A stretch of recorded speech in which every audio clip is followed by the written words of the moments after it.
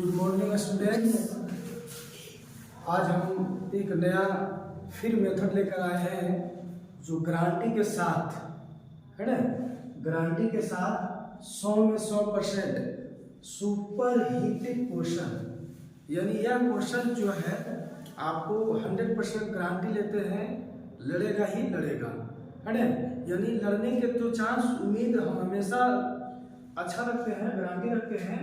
यदि नहीं लड़ा तो टाइप आपका गारंटी है कि लड़ जाएगा। इससे पहले जो हम क्वेश्चन बता देंगे उसको 5 से 10 बार जरूर रिवाइज कर लें, क्लियर है।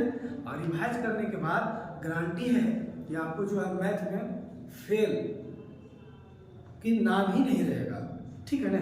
तो आइए सर देखिए, एक पहला क्वेश्चन है 12, 32, 44 का मासा यूक्लिड विधि से ज्ञात करें, क्लियर है। आपको 100% है।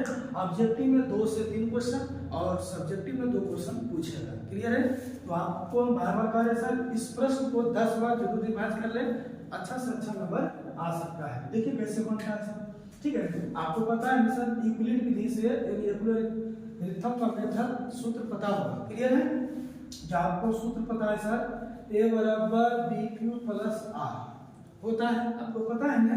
और इसी के मेथड से हम आपको बताएंगे। चलिए तो बारी बारी से चलते हैं सर। देखिए यहाँ पर जो है हम लोग 12 का है 12, ठीक है। यहाँ पर आप 12 छोटा है कितना से 32 से, ठीक है। और 32 छोटा है कितना से 44, क्लियर है। और बारी बारी से हम निकालेंगे। देखिए जिससे हम 12 से डिवाइड करेंगे हम लोग कितना से 32 से। भाई सर हम लोग डिवाइड करने जा रहे हैं। तो देखिए यहाँ पर जो है 12 गुना 24 भाग दिया 26 ज्यादा हो सकता है, यानी 2 मानते हैं, ठीक है। 12 गुना 24 हो जाएगा, यहाँ पर घटाव लग जाएगा सर। तो 8 4 12 यानी यहाँ 8 हो जाएगा, ये कट जाएगा। अब जो है इसी मेथड को हम उसको सजाएंगे, क्लियर है। यानी ये हो गया, ये हो गया, ये हो गया, यहाँ पर सजाएंगे सर। यहाँ पर आपका हो जाएगा 32 और ये आपका हो जाएगा 12, ये हो जाएगा आपका 2 और ये आपका हो जाएगा 8, ठीक है। इसी प्रकार से अब जो है नहीं लगेगा तो अब ये वाला यहाँ उतर जाएगा। तो 8 19 16 ज्यादा हो जाएगा, एक मरते 8 कम 8 हो जाएगा सर। तो घटाने के बाद ये 4 हो जाएगा, क्लियर है। इसी को आप फिर यहाँ पर सब करेंगे।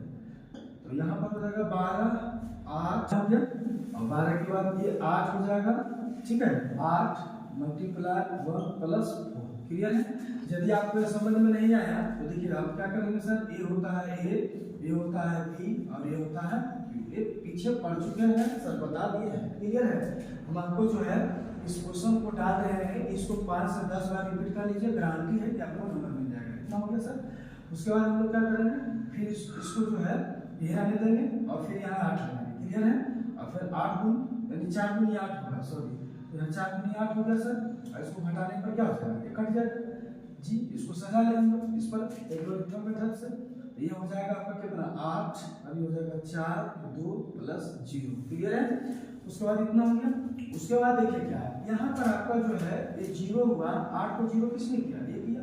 तो यहाँ पर एचसीएफ जी, एचसीएफ आपका कितना होगा 4, मगर आपका एक और बच गया सर, इसमें 3 वो है, ठीक है ना। तो एक और कैसे बनेगा, फिर इसी में आपका एचसीएफ कितना है 4 और इसी 4 को जो है आपको भागा देना है कितना से 44। और फिर वही प्रकार यानी ए आपका ये हो गया सर, ए आपका बी हो गया और ये आपका क्या हो गया क्यू हो गया। फिर इसको देखिए यहाँ पर हो जाएगा कितना 4 एकम 4, अरे घटाने कट गया सर। फिर यहाँ पर ये 4 उतर जाएगा, फिर 4 एकम 4 चलिए घटाने के बाद कट जाएगा, हो गया ना। तो ये कट जाएगा, तो कटने के बाद देखिए पूरा कट गया। तो इसको काटने वाला कौन है, ये है। यानी यहाँ पर फिर देखिए यानी हो जाएगा 44 बराबर 4 में 11 प्लस 3, क्लियर है। तो इसका जो आपका एचसीएफ हो जाएगा यानी कितना होगा 4। इसी तरह से जो है अरे इसको 2 से 3 बार डिवाइड कर ले, 4 बार 5 बार 10 बार जितना डिवाइड करेंगे तो आपका 2 से 3 नंबर। अगला क्वेश्चन आपका है 7 बटे या 7 बाई 200 का दशमलव शांत या अशांत बताएं। अरे जी शांत, ये जो क्वेश्चन है आपको 2 क्वेश्चन जो है ऑब्जेक्टिव में रहेगा और एक क्वेश्चन आपका सब्जेक्टिव में रहेगा। तो गारंटी के साथ है ना, ये क्वेश्चन आपको मिले या ना मिले, मगर आपको 5 से 10 बार इसको डिवाइड कर लीजिएगा तो गारंटी है कि 4 से 5 नंबर आपको मिल जाएगा। 2 से 3 नंबर ऑब्जेक्टिव में रहता है, 2 नंबर ये आपका सब्जेक्टिव में रहता है, क्लियर है। तो इसको थोड़ा सा समझें। इसको समझने से पहले हम इसके बारे में समझाते हैं। देखिए शांत, शांत का मतलब क्या होता है कि किसी भी हर में, समझ गए, हर यानी हर जो आपका ये है, और हर में यानी जो होना चाहिए 2 गुना 5, यानी 2 और 5 का मल्टीप्लाई होना चाहिए, यानी किसी भी हर में ऊपर वाला जो अंश है इसका छेड़छाड़ नहीं करना है, जैसे हम उसे, यानी नीचे में जो हर क्यू है तो क्यू को हमेशा मल्टीप्लाई 2 और 5 का होना चाहिए, 2 और 5 का होना चाहिए।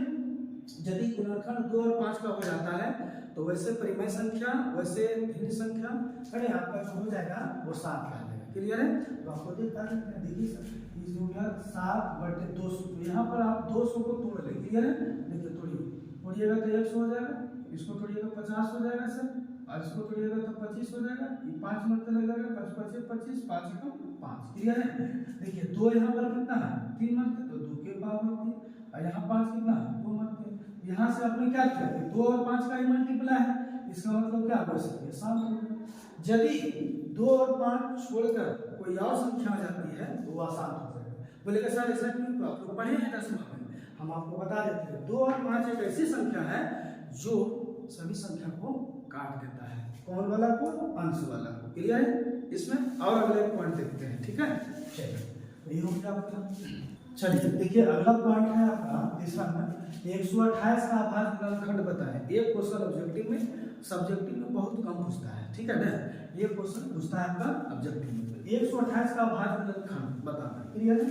तो देखिए 128 का अभाज्य गुणनखंड जो है आप तोड़ दीजिए इसे। देखिए 2 मरते तो 6 दूनी 12, 6 दूनी 8, 2 से 3 दूनी 6, 2 दूनी 4, 2 से 16 दूनी 32, 2 से 8 दूनी 16, 2 से 4 दूनी 8, 2 से 2 दूनी 4, और उसके बाद फिर क्या होगा, 2 एकम 2, यानी यहाँ पर जो है सर 2 कितना है, 1 2 3 4 5 6 7, यानी ये होगा 2 के पावर 7। ये आपका अभाज्य गुणनखंड के रूप में हो गया। क्लियर है?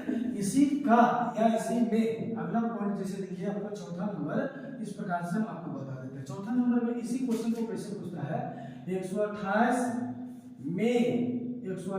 में 2 का घात यानी पावर, है ना जी, 128 में 2 का घात यानी पावर बताना। क्लियर है? तो देखिए क्या होता है, कुछ नहीं करना है, ध्यान आपको बनाया होगा, यानी 128 में 2 का घात बताइए, घात मतलब पावर बताइए, तो आपका यहाँ पर देखिए 2 का पावर कितना है, 1 2 3 4 5 6 7, यानी 2 के पावर 7 आपको गुणनखंड करके भी आना है, यानी यहाँ पर हो जाएगा 2 का घात, यानी आपका कितना हो जाएगा सर, 7, यानी आपका ये सब क्लियर है। मतलब बहुत बहुत इंपॉर्टेंस है, आज इसको 5 से 10 बार रिवाइज कर ले। अगला पॉइंट देख लेते हैं। ठीक है, चलिए देखिए अगला पॉइंट देखते हैं 5वां नंबर। ठीक है, 5वां नंबर क्या बोल रहा है, विभाज्य बहुपद लिखिए जब मूल 8 और 6 हो। मूल मतलब शून्यांक को ही मूल कहा गया, शून्यांक को मान करके मूल माना जाता है, जैसे अल्फा और बीटा। यहाँ पर आपका 2 मूल दिया हुआ, क्लियर है सर, यानी यहाँ पर अल्फा का मान 8 दिया हुआ है और बीटा का मान 6 दिया हुआ है। अब पूछ क्या रहा है सर, विभाज्य बहुपद, आपको तो पढ़े होंगे सर, सूत्र में क्या पढ़े, x² माइनस है alpha plus beta into x plus alpha into beta बराबर 0, है ना।